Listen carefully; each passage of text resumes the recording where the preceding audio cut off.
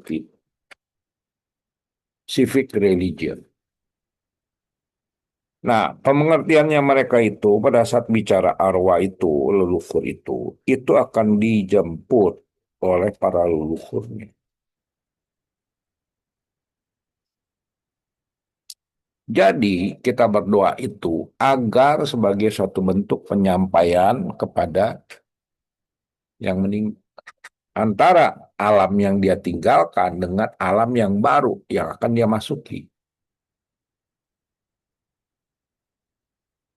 Itu. Nah, tujuannya apa? Itu yang secara global, secara umum kita leluhur, bahwa leluhur mendapatkan penghormatan ataupun persembahan dari keturunannya dan dia akan membalas dengan melindungi keturunannya. Itu.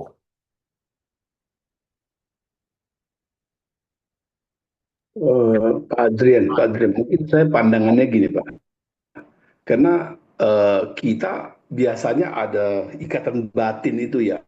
Misalnya yang pas ikatan batin mengatakan karena ada ikatan batin ini waktu saya meninggal berpisah itu kita masih menganggap ada ikatan itu dan kita mengharapkan perjalanan dia kita nggak ada kehidupan di luar kehidupan yang di dunia ini kita mengantarkan dia supaya dia itu bisa lancar sampai tujuan itu ikatan batinnya itu kan saya rasa hanya sampai generasi gimana satu atau dua generasi lagi, generasi saja. Kalau untuk generasi yang di atas-atasnya kita belum pernah ketemu dan belum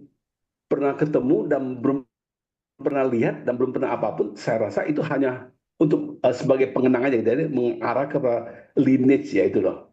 Saya rasa lebih cenderung kepada ikatan batin selama hidup, semasih hidup gitu loh. Yang kita mengenang dia supaya dia perjalanan dia itu yang kita percaya di alam kita di bumi ini di dunia ini masih ada alam lain supaya dia sampai di alam berikutnya pada alam yang dikehendaki bukan alam bawah tapi alam di atas ini kok saya rasa itu makanya perlu doa-doa pengampunan dosa canhui apapun yang kita berikan kepada dewa-dewa Buddha atau dewa-dewa supaya mengampuni dosanya supaya dia bisa lancar ke tujuan alam yang lebih baik bukan alam di bawah. Saya rasa ini lebih cenderung kepada situ. Apa benar nggak? Nah, itu yang saya tunggu. Begini, selama ini kita itu pandangan tentang alam kematian leluhur kita itu ada unsur agama. Baik agama Buddha maupun agama Tao maupun agama Dru. Mereka itu beranggapan, terutama di luar dari Dru ya, kita kan bicara Tridharma. Tridharma berarti kan kita melihat segala sesuatu komprehensif, secara menyeluruh, saling kait, mengait satu dengan yang lain, walaupun nantinya beda.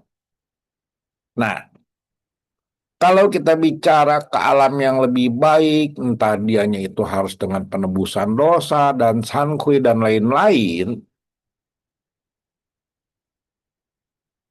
sekarang ada satu pertanyaan besar.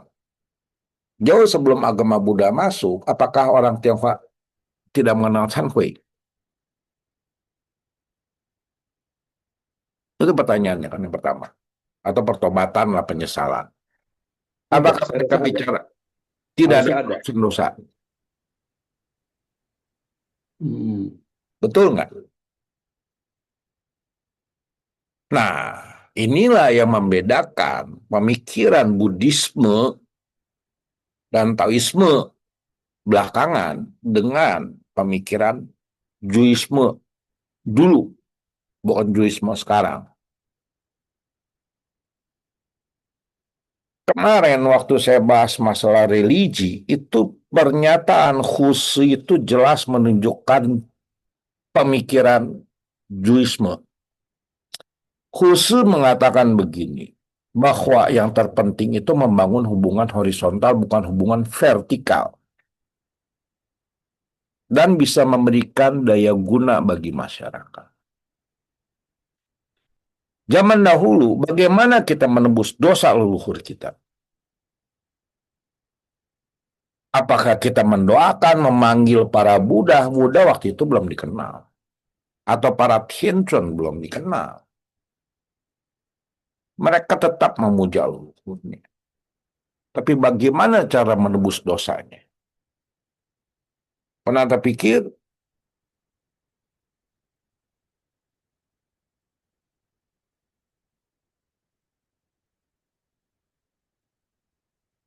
Ada yang terpikir nggak? Bagaimana caranya orang-orang zaman dahulu sebelum agama Buddha, agama Tao pada bangkit semua? Apa yang dituliskan, dituangkan oleh Lici, oleh yang ditulis oleh Caite, yang dipercaya menjadi salah satu ritual orang-orang Zhou maupun orang-orang Lu.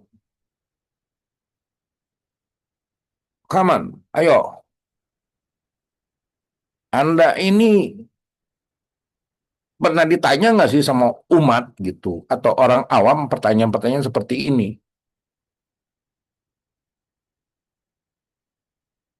Pernah dapat nggak? Ini jangan-jangan nggak ada yang nyimak nih 31 orang.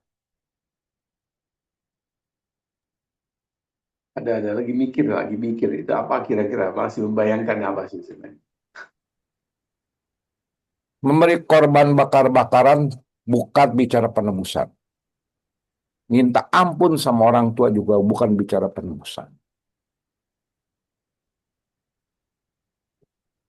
Ini paling penting, paling krusial. Kita bisa menjelaskan jauh lebih rasional.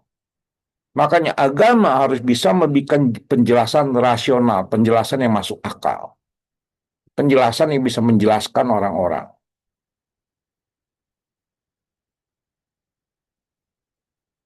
Kira-kira apa? Ini 31 orang ini, atau mau kuliah aja seperti zaman dulu, semua siswa harus on cam. Mau begitu?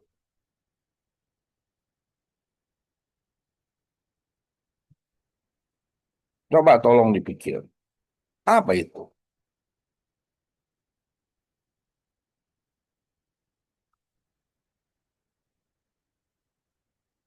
Kalau leluhur kita membuat kesalahan, membuat dosa, kita tidak berdoa kepada para dewa.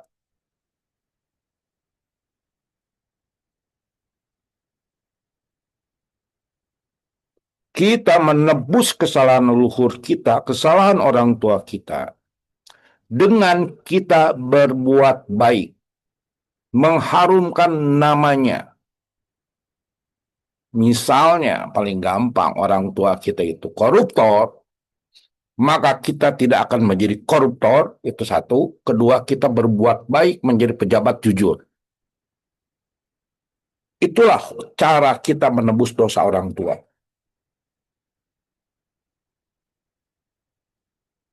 Jadi kita tidak menyembah-nyembah para dewa untuk dihapuskan dosanya. Pernah terpikir jawaban seperti itu?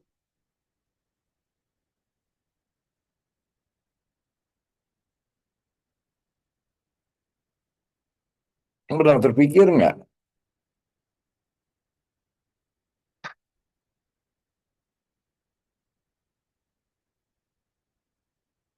Ya, jadi selama ribuan tahun sebelum masuknya agama Buddha, sebelum agama Tao berdiri secara institusional, sebelum agama Zhou berdiri secara institusional, cara kita itu adalah dengan melakukan perbuatan baik dan tidak mencoreng nama leluhur. Kita menembus dosa leluhur kita atau orang tua kita yang kita tahu dan berbuat salah dengan kita berbuat baik, memberikan kontribusi bagi kemanusiaan dan peradaban. Menurut Anda, penjelasan seperti ini rasional nggak? Masuk akal nggak? Lebih memiliki daya guna nggak dalam hal membangun peradaban manusia?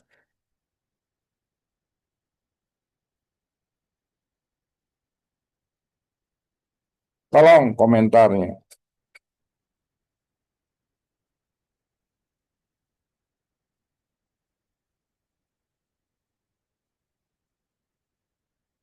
Ya,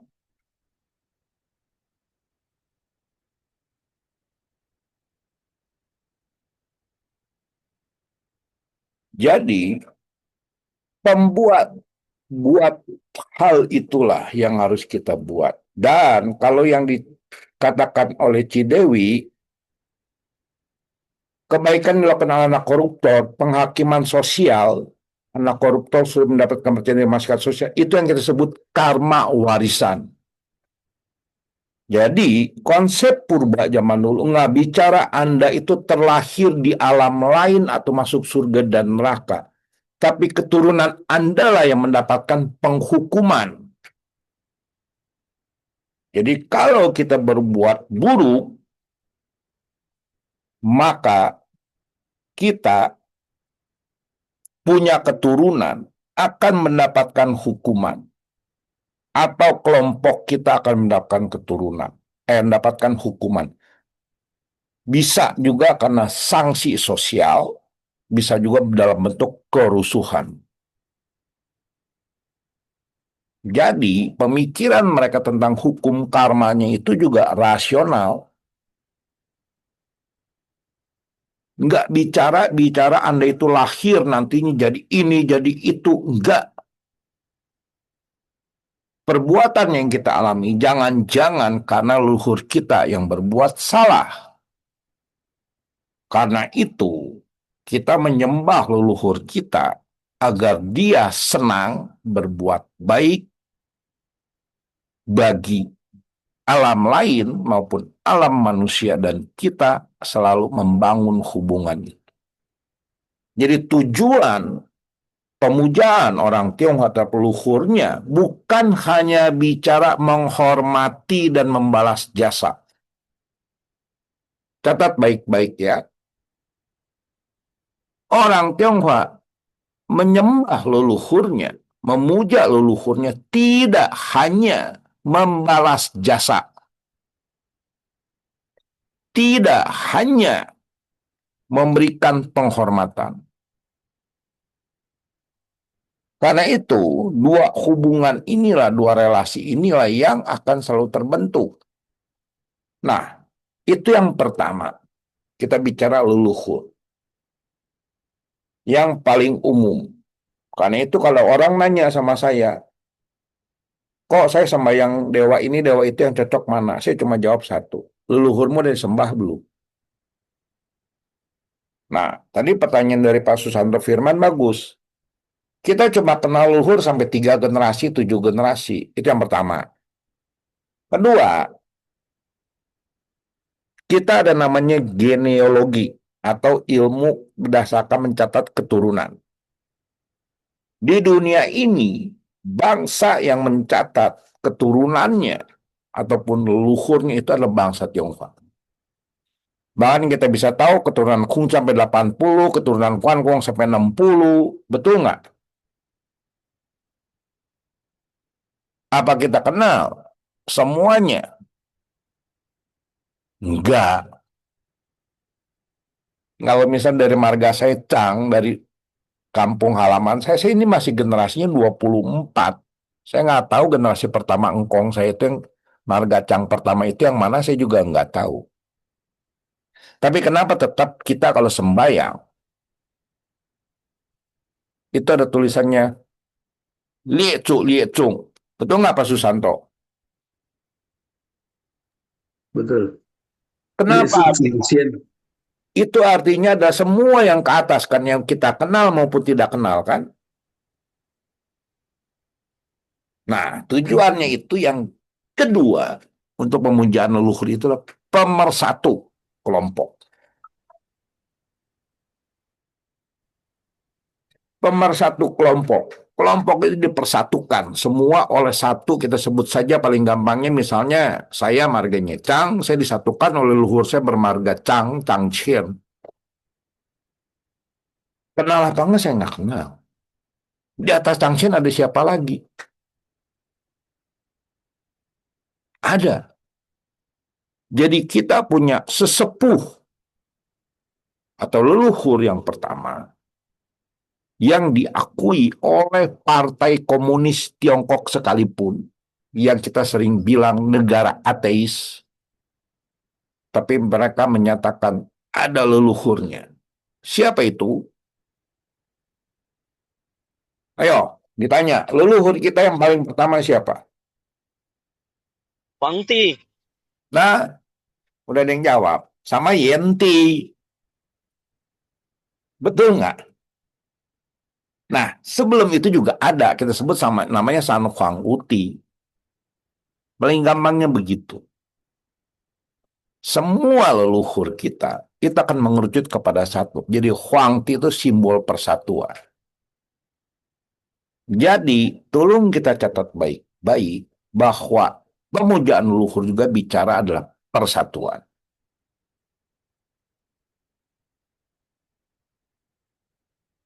Pemujaan juga bicaranya persatuan. Persatuan satu kelompok masyarakat. Misalnya satu desa, dia sembahyang kepada Hok Tek Cheng Sin misalnya. Dia bangun satu bio, maka itu adalah tempat bersatunya satu kelompok masyarakat untuk Pai Hok Tek Cheng Sin. Jadi pemujaan bukan sekedar bicara, saya menghormati, saya meminta sesuatu, tapi bicara adalah kumpul.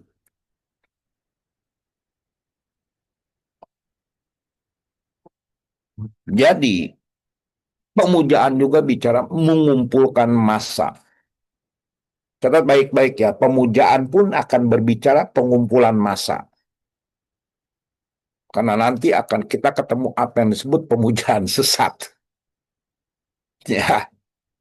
Terus pemujaan lainnya yang umum kita kenal lah.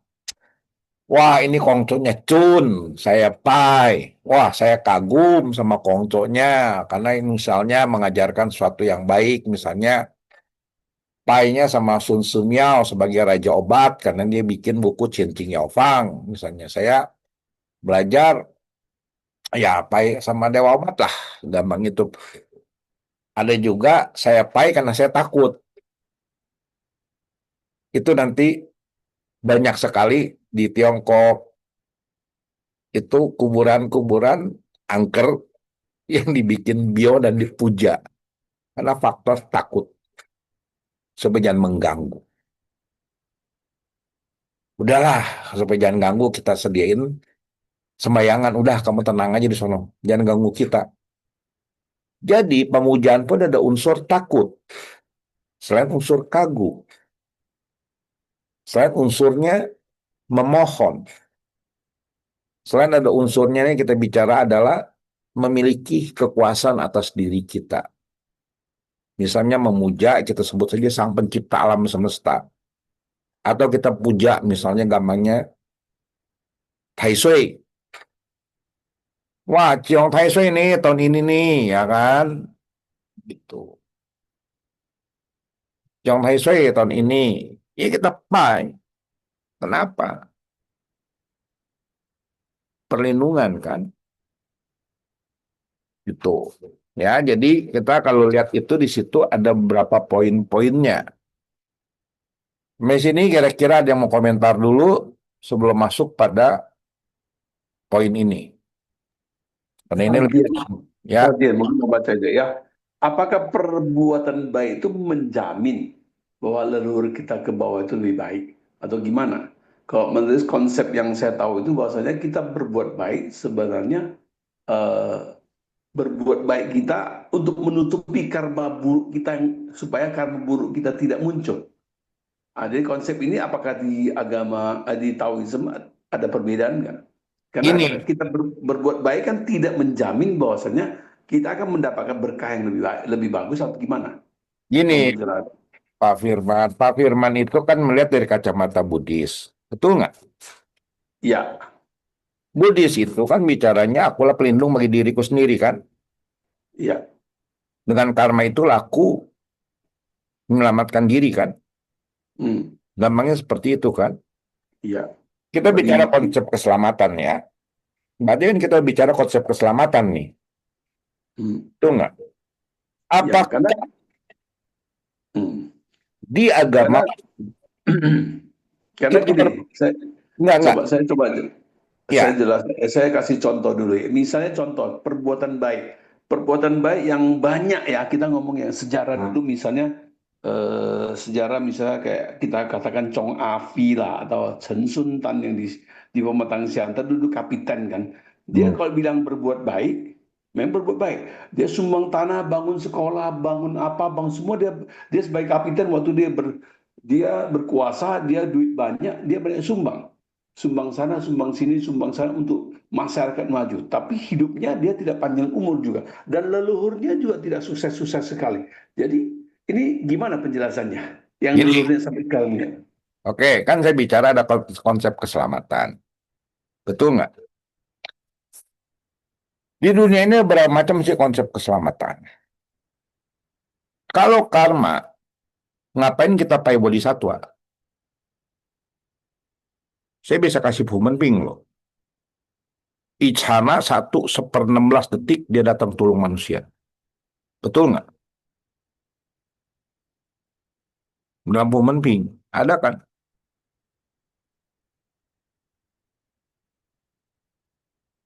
Itu ada. Itu satu. Kedua, ada yang bicara gini. Kalau kamu tidak ikut jalanku, maka kau tidak akan selamat. Perbuatan baikmu sia-sia kalau tidak ikut perbuatan apa? Tidak ikut jalanku. Betul nggak? Itu kan konsep keselamatan kedua. Yang ketiga itu kita ambil adalah untuk diri ya. Ambil dari Tao Te Ching, Tian Dao Ching Chang di sana. Jalan langit tidak pernah memihak atau tidak berperasaan dia hanya dekat dan abadi kepada manusia yang berbuat baik. Itu kan berarti mirip dengan karma toh, diri kita sendiri kan. Tapi yang keempat, perbuatan leluhur yang buruk akan mengakibatkan keturunannya akan buruk. Perbuatan leluhurnya yang baik, maka akan mengakibatkan keturunannya baik. Kalau Pak Susanto kasih contoh Chong Afi, saya kasih nama Tu Yesang. Pernah dengar nama Tu Yesang? Belum. Aku tahu dua kapiten, saya pernah dua Ya, kapiten, saya juga kapiten. saya juga pernah ke kuburannya juga, pernah ke mentionnya juga. Kuburannya adiknya, Chong Hmm. Yun Sian sama Chong Afi ya. Ya di Medan tuh. Sama Ya, Chen Sun Tan juga ada. ya. Chen Sun Tan di Oke, Siantar, kapiten mereka itu. saya kasih contoh satu namanya Tu Yesang. Tu Yesang itu, kalau kita belajar sejarah Tiongkok modern, dia itu adalah ketua mafia namanya Qing Pang. Dia mati umur 60 lebih. Waktu hidupnya, waktu dia masih jadi preman kita sebut, dia pastinya banyak berbuat kejahatan. Saat dia menjadi kepala preman, dia nyumbang kemana-mana. Saat Chiang Kai-shek jatuh, dia kabur ke Hong Kong. Dia mau kabur ke Amerika, nggak keburu. Saat dia mau mati, dia berbuat satu kebaikan terakhir yang menyelamatkan keturunannya. Apa tahu nggak? Dia banyak pegang orang-orang yang punya utang piutang. Baik secara lisan maupun secara tulis dia pegang. Banyak sekali. Pada waktu itu dia udah mulai hidupnya susah. Waktu dia mau mati, waktu itu dia umur 62 atau 63. Dia kumpulin orang semua. Anak-anaknya, dia bilang, semua surat utang dibakar. Suruh surat utangnya dibakar semua. Tindakan itu menyelamatkan keturunannya. Jadi, kita ada 4 konsep keselamatan. Yang benar yang mana nggak ada yang bisa buktiin, Pak. Kita hanya bicara keyakinan dan kita bicara rasionalitas. Kenapa? Ingat Pak Suwanto, saya pernah jelaskan, Juisme itu menekankan rasionalitas. Ingat nggak? Juisme itu menekankan kita berpikir rasionalitas. Itu ya. Jadi kalau sebagai contoh dua itu, misalnya kita sebut saja Chong Yun yang pendek umur dan lain-lain. Dalam sejarah Tiongkok banyak juga orang yang pendek umur, banyak juga yang panjang umur. Ada pendek umurnya itu memiliki makna, ada yang panjang umur tidak punya makna dalam hidup. Minimal dari keluarganya lah. Kita ambil contoh satu yang pendek umur nih, yang mati umur 33, itu namanya Bruce Lee. Di Shaolin, sampai sekarang dia dikenal nggak? Putrinya, walaupun anaknya yang Brandon Lee mati muda kita sebut, putrinya Shannon Lee dihargai nggak, dihormati nggak oleh kalangan martial art di Amerika maupun di dunia, walaupun dia nggak jago bela diri. Artinya, perbuatan baik yang dibuat oleh Bruce Lee ataupun nama besar, kita nggak sebut Bruce Lee berbuat baik, nama besar Bruce Lee itu memberikan pengaruh kepada keturunannya. Nah, di kita ini konsepnya adalah ke atas dan ke bawah. Kita nggak bicara hubungan antara yang dewa ya. Padahal kita juga percaya gitu, luhur kita jadi dewa ya. Jadi gini, kalau kita itu sukses, kita sudah mengharumkan nama leluhur. Mungkin leluhur kita dulunya brengsek, balangsak, hidupnya miskin atau apapun. Kita berbuat baik, mengembangkan nama leluhur, maka membuat leluhur bahagia di alam sana. Jadi tolok ukur kita dalam hal membuat leluhur bahagia itu bukanlah dengan ritual macam-macam. Tapi apakah tindakan kita itu membuat leluhur kita senang? Apa tindakannya? Ya berbuat baik. Kalau ada orang yang dia melakukan ritual terus-menerus kepada leluhurnya, mau kita sebut Fanggen Ko, Selu Fahui, kayak mau kita sebut Kwan Susu, Pak Soeharto pasti tahu kan, Selu Fahui misalnya, ya kan, Fanggen Ko dan lain-lain, Cokung Te lah, Coki lah, dan lain-lain gitu. Atau kita sebut Kwan Susu. Tapi kitanya sendiri bandar narkoba, Pak, atau koruptor. Menurut Anda, mana yang betul? Dengan ritual kah? Atau dengan perbuatan baik? Jadi konsep pemujaan leluhur itu bicara kita berbuat baik.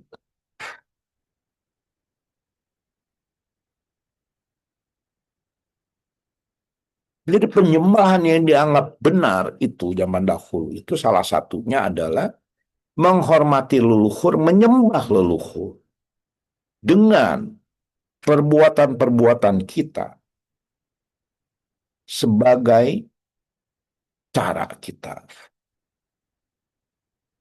Di ritualnya itu ada dua.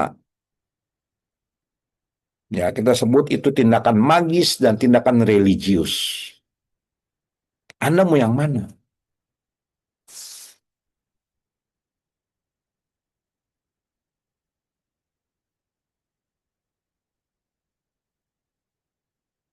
Ya, jadi penyembahan leluhur itu bicara adalah bagaimana kita menyembah leluhur membentuk diri kita yang lebih baik. Membuat kita itu memberikan kontribusi positif bagi keturunan kita maupun bagi masyarakat. Chong Afi sampai sekarang namanya dikenang sebagai orang baik. Dia mau mati muda, kayak mau enggak. Kayak. Betul nggak? Keturunannya sedikit banyak masih disebut. Sekarang udah keturunan keempat atau kelima, saya juga nggak tahu ya, kelima kali ya. Walaupun mungkin tidak sekaya Chong Afi, tapi kan disebut, you punya kongco hebat luar biasa. Betul nggak? Ayo yang di Medan, betul nggak? Ya, itu. Nah, sekarang saya jawab dulu gitu. Ya kan ada pertanyaan, jika ini dipuja, disembah, diagungkan, manusia masih hidup, menghadiri sang agung, luhur, gini, ini problem besar. Saya nggak tahu siapa namanya ini, siapa sih namanya? Yvonne. Nah, kelihatan namanya. Saya nggak pegang mouse. Yvonne. Yvonne. Yvonne. Saya nggak tahu lagi minggu kemarin ikut nggak penjelasan mengenai agama. Ya, ada yang namanya New Religion Movement atau gerakan agama-agama baru yang lah yang itu tahun 1800-an dibuat oleh ya kaum agamawan dari barat, antropologi dan sosiologi dan lain-lain. Ya, semua yang saat membentuk dirinya sangat agung, luhur, mulia, itu pastinya dianggap sesat oleh yang lebih tua, yang lebih senior. Contoh begini, saya kemarin waktu itu minggu kemarin sambil contoh, itu adalah antara Brahmanisme melihat Jainisme dan Buddhisme. Jainisme itu lebih tua beberapa puluh tahun lah, nggak jauh jaraknya dibandingin Buddhisme. Dia mereka termasuk agama yang baru atau kita kalau zaman sekarang sebutnya New Religion Movement. Brahmanisme yang jauh lebih tua menganggap Jainisme maupun Buddhisme itu salah. Ya, sebaliknya Jainisme menganggap Brahmanisme ada yang nggak benar. Buddhisme menganggap Jainisme dan Brahmanisme itu nggak benar. Itu kan biasa. Saat kita lihat waktu Judaisme ataupun disebut agama Yahudi melihat ajarannya dari Yesus Kristus dianggapnya sesat, salah. Makanya Yesus disalib itu karena orang-orang Yahudi melihat ajaran Yesus itu sesat. Sebaliknya, kaum Kristiani juga melihat ajaran Judaisme itu nggak beres, harus disempurnakan. Lahir lagi agama baru, mengatakan juga yang sama. Jadi sesat apa enggaknya nanti akan dilihat dalam penjelasan detailnya apa yang disebut sesat. Dan ini nggak akan lepas dari pandangan Judaisme. Itu. Oke ya, jadi kita bisa ada agak bangga sedikit ya kalau ngejawab. Kenapa kamu sampai ngkong mak lu? Betul nggak? Ya, tuh.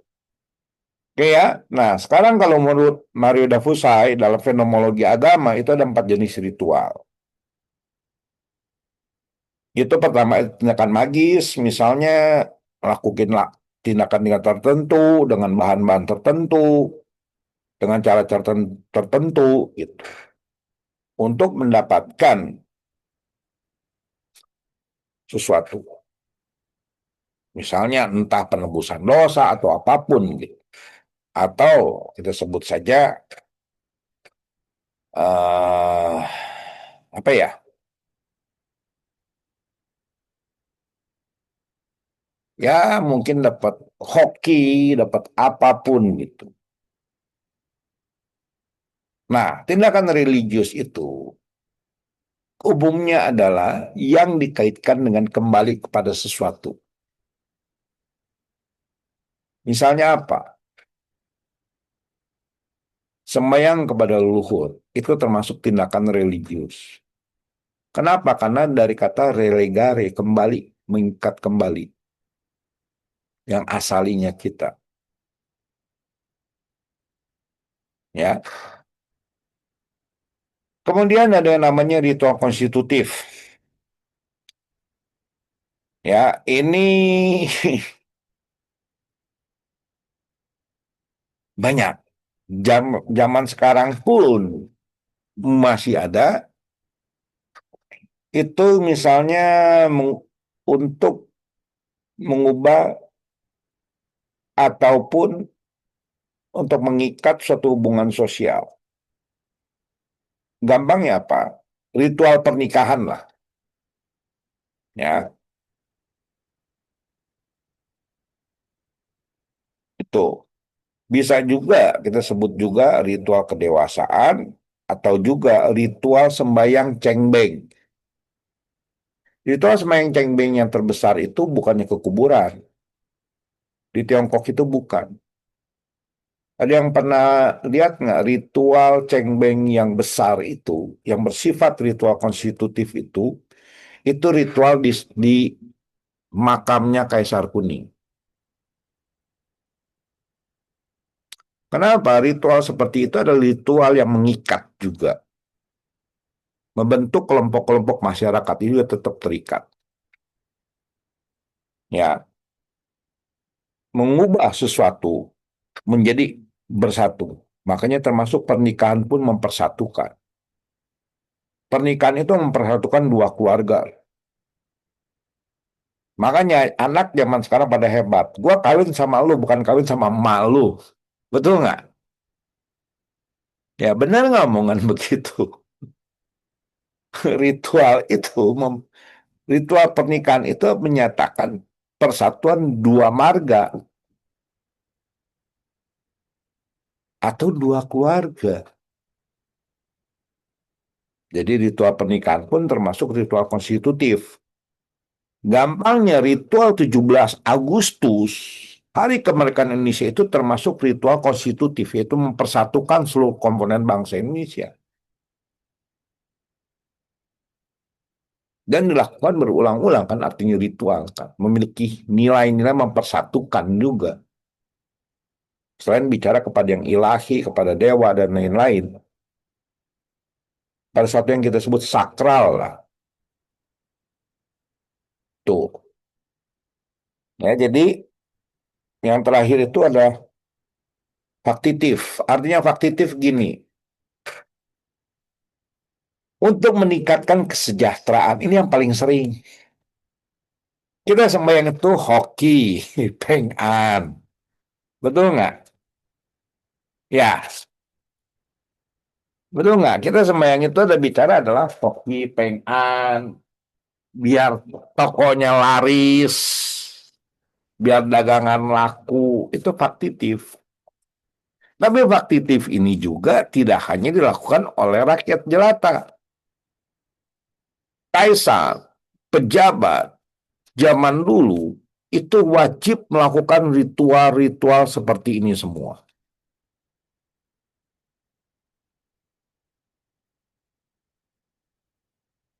Contohnya apa? Kaisar di Tiongkok, pejabat di Tiongkok, rakyat jelata harus melakukan ritual sembahyang leluhur. Tidak peduli Anda agamanya apa.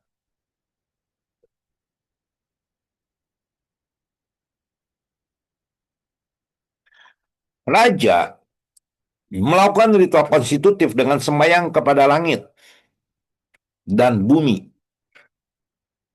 Kaisar di Tiongkok sembahyang kepada langit dan bumi itu bicara ritual konstitutif mempersatukan. Pada saat Anda sembahyang paling gampangnya, waktu itu saya pergi ke Manado, ketemu Pak Tan, ketemu sama berapa orang dari Manado, ketemu Pak Edi Karundeng, Pak Ferry Sondag, dan lain-lain. Itu ritual sejitnya Pankong itu bersifat konstitutif. Kenapa? Dari berbagai semua satu Manado ngumpul di situ. Jadi ritual sembahyang hari kebesaran Kuan Kong pun bersifatnya adalah menyatukan. Jadi waktu bicara Kuan Kong Sejit artinya adalah saat itulah kita bersatu. Tentunya nggak seperti kaisar sih, beda. Kemudian para kaisar pun melakukan ritual faktatif, faktitif. Artinya apa? Mereka sembahyang kepada kita sebut secisen. Secisen itu adalah kita sebut saja dewa untuk panen palawija, panen biji-bijian. Mereka juga melakukan ritual Tiongqiu. Itu ritual untuk mengharapkan kesejahteraan. Mereka ritual pada saat Cap Go eh Hal Yesu, Jigwe Capgo maupun Jagwe Capgo itu ritual agar musim tanam itu bisa berhasil. Jadi ritual itu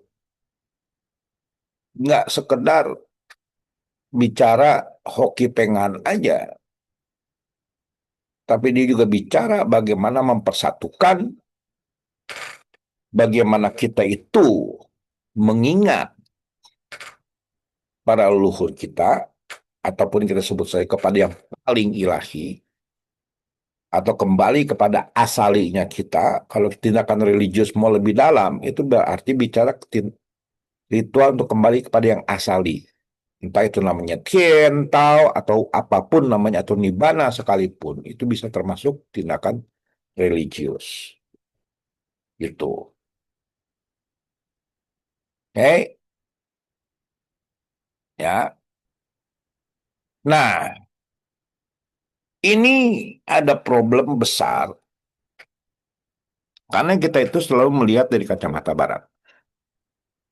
Kita nggak pernah melihat dari kacamata timur itu sendiri. Kenapa? Karena waktu itu saya tadinya mau menulis kult kepada Tian Xiangte waktu itu, tapi akhirnya saya coret kata kult itu saya ganti dengan kata penyembahan.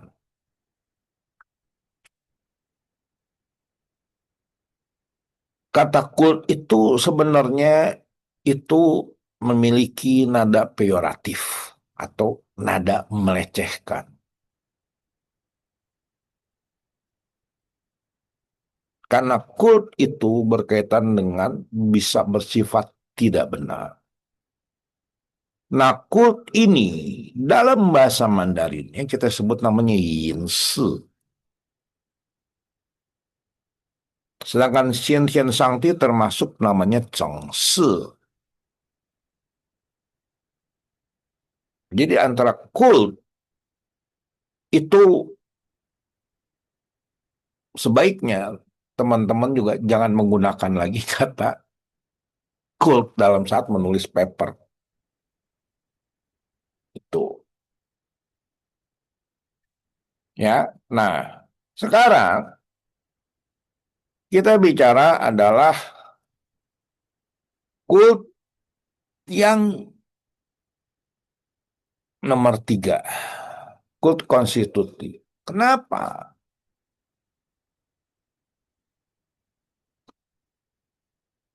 Ritual di Tiongkok itu bukan sekedar ritual loh, bukan sekedar sembayang kepada dewa, kepada Tuhan, kepada luhur. Ya, kita bisa lihat tulisannya David Kerzer dalam ritual politik, ritual and power. Bahwa ritual itu adalah penyatu dari kelompok kecil hingga kelompok besar sebagai mekanisme untuk melayani pihak yang memiliki legitimasi dan pemersatuan.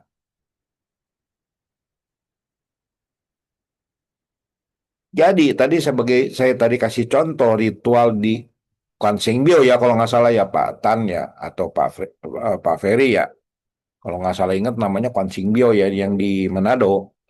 Itu adalah untuk penyatu. Kita sebutnya kelompok kecil masyarakat Tionghoa di Manado yang sembahyang kepada dewa gitu ya. Nah, tapi dalam hal bicara kekuasaan, nanti kita akan melihat bagaimana jenis-jenis ritual gitu, ya kan? Itu di Tiongkok selama ribuan tahun, bahkan sampai detik ini hanya berubah caranya, tapi intinya sama, yaitu menghormati yang tertinggi kita anggap ya untuk mempersatukan. Dan persatuannya itu adalah untuk melayani pihak yang memiliki legitimasi. Yaitu siapa? Kaisar.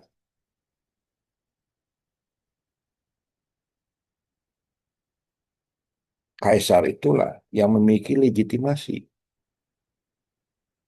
Jadi, ritual itu di Tiongkok akhirnya memiliki klasifikasi.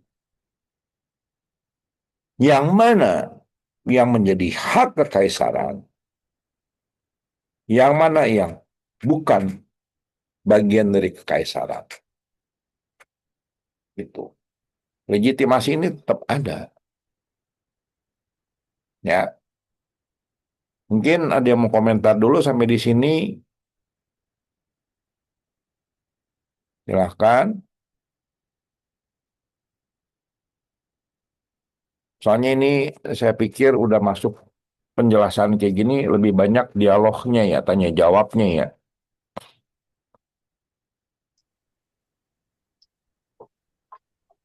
Izin bertanya Pak Ardian. Hmm, Ya, Pak. ya, mungkin flashback yang tadi itu Pak Ardian.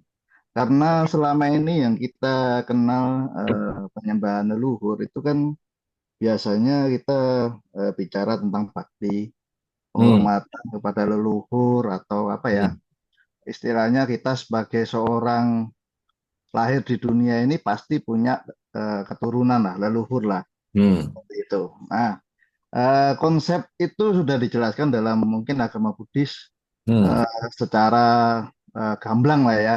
hmm, Dan Pak Ardian tadi menjelaskan konsep yang mungkin menurut saya itu hmm, agak flashback ke belakang zaman kerajaan istilahnya hmm, bahwasannya anak cucu itu menanggung dari apa ya mungkin perbuatan kakek nenek atau hmm, perbuatan nenek moyang kita karena mungkin zaman kerajaan dulu kan konsepnya kan eh, apabila leluhur berbuat salah baik keluarga ataupun yang berdekatan pun akan kena dampak akibatnya.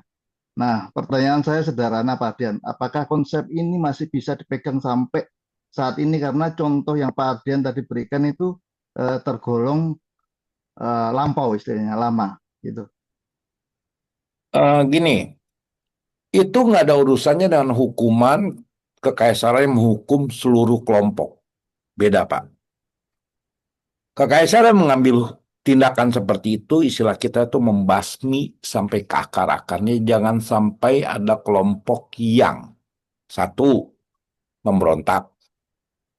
Kedua, suka nggak suka kita ini suka kena sanksi sosial, Pak. Hukuman massal. Hukuman massal itu kita kena. Contoh paling gampang begini. Suka nggak suka, waktu saat kerusuhan 98, seluruh etnis Tionghoa itu mendapat penghukuman massal, Pak. Oleh masyarakat, betul nggak? Betul Pak, betul. Ya, jadi Oh, ada maksud namanya, saya bukan bukan itu Pak. Saya setuju Pak untuk ditanamkan perbuatan baik. Tapi untuk permasalahan eh, konsep leluhur tadi akan agak berbeda dengan konsep pemujaan dewata menurut saya Pak, menurut saya. hmm, Begitu. Kalau kalau pemujaan leluhur dikaitkan dengan semacam kemampuan leluhur kita untuk melindungi kita dan sebagainya, apakah kita ini tidak kembali kepada konsep yang lama gitu Pak, maksud saya Pak. oke. Sekarang kita jublu sederhana ya. Ya Lurah Pak. ini kalau udah meninggal itu jadi apa? Arwah atau bukan? Nah, ini kalau kita di Tridharma kan ini akan bermacam-macam Pak jawabannya. Begitu. Oke ya, kita bicara secara budaya Tionghoa. Tridharma ini pemersatuan budaya Tionghoa, Pak. Boleh Pak. Siap Pak. Betul nggak? Ya, ya. Contohnya apa? Dupa yang kita pakai itu dupa orang Tionghoa, Pak. Betul nggak? Betul. Kertas yang kita pakai dia mau Mahayana, mau Taoisme, mau Duisme, bahkan Kimco apa. Itu kan pemersatunya. Dan budaya itu pasti memiliki nilai, core. Betul nggak? Betul Agama, Pak. Setuju Pak. Saya kalau iya, nilai yang iya, ditanamkan iya, iya, kebaikan tadi, iya, saya oke. iya, saya tahu, dengar dulu. Ya, sekarang kita bicara dulu. Ya, leluhur kita itu sudah meninggal. Mau di Mahayana sekalipun, mau di Theravada di Taoisme sekalipun, mau di Judaisme sekalipun, setelah 3 tahun mereka itu menjadi sen. Kita sebut namanya Tiasen. Untuk membedakan, dia itu bukan kue, Pak. Kalau kita lihat ya, altar waktu yang mereka bangun di Mahayana, Taoisme maupun Judaisme, sebelum 3 tahun mereka tulis namanya Lingwei di papan arwah ya. Itu artinya adalah papan arwah. Tapi setelah 3 tahun akan mereka tulis Senwei, artinya papan dewa. Itu semua pakai, Pak. Kita mau artiin Sen itu artinya apa? Kalau bukannya dewa dalam bahasa Indonesia. Makanya saya bilang pemersatunya budaya Tionghoa. Cuma kita itu nggak pernah memperhatikan hal-hal pertil seperti ini. Yang kita ributkan adalah ide-ide dari kelompok A, kelompok B, kelompok C. Tapi lupa, 3 kelompok ini juga saat sembahyang, sebelum 3 tahun, itu pasti ditulisnya Lingwei, Pak. Setelah 3 tahun, mereka tulisnya Senwei, Pak. Atau kita sebut namanya Sinci, bahasa Hokkiannya Sinci, Sencu Pai. Sinnya Sinbeng, Pak. Iya, Pak. Iya, Pak. Betul nggak? Kita Betul. lihat dari situ aja. Jadi apakah kita mau kembali ke zaman yang lama atau pemikiran itu masih bertambah sekarang? Yang pertama ya. Yang kedua itu adalah kita bicara adalah mengenai konsep. Buddhisme itu waktu masuk Tiongkok itu mereka mengalami beberapa problem, Pak. Semua agama pada saat dia masuk ke satu daerah, terutama memiliki peradaban kuat, mereka harus terpaksa transaksi dan translasi. Itu suka nggak suka. Dia harus transaksi dan translasi. Penjelasan mengenai kita menghormati dulu bukan dari Buddhisme, Pak. Dari Kungzi. Membalas jasa leluhur itu sudah dikatakan oleh Kungzi. Saat kita diminta berduka cita 3 tahun. Itu Kungzi, Pak. Bukan dari Buddhisme. Setuju, Pak. Setuju. Saya setuju, Pak. Makanya tadi saya katakan kan kita yang selama ini kenal itu kita biasanya konsep bakti ataupun penghormatan kepada leluhur. Nah, Artinya seperti itu, Pak. iya. Sekarang, kenapa ada hal seperti itu? Karena Kungzi pun mendukung konsep seperti itu. Hukum karma, kalau kita lihat secara global, nggak sekedar kita berbuat, kita menerima. Betul nggak? Tidak menerima ya, Pak ya. Ada 5, Pak, konsep hukum karma, Pak. Ada juga kelompok sosialnya memiliki kita sebut saja kematangan karma bersama, Pak. Sama-sama matang karmanya. Jadi kita kasih analogi contoh, waktu MH370 jatuh terus berapa ratus orang mati bersama-sama.